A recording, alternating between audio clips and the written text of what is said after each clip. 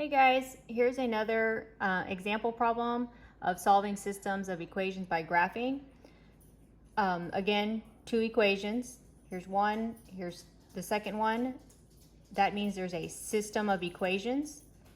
So we graph the first equation, then we graph the second equation. So let's start with the first one. Y equals negative 2x plus 1.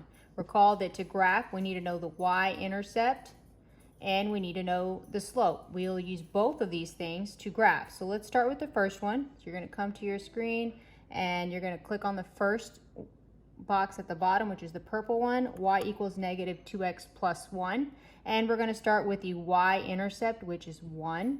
So let's come to our y-axis. We're looking for it's a positive number, so we're going to look for the positive 1. There it is.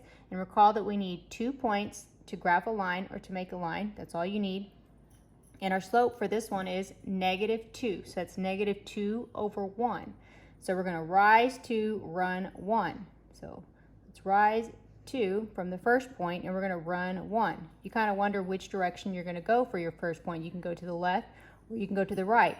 But in this case, if I go to the right, I'm going to have a positive slope. But recall that our slope for this particular equation is negative. So I know I need to go to the left.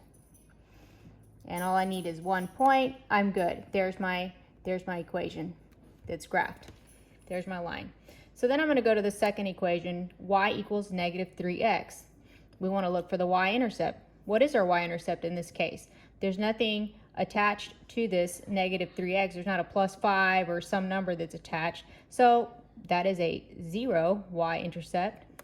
So we'll start there, the origin on the y-axis, the 0 for the y.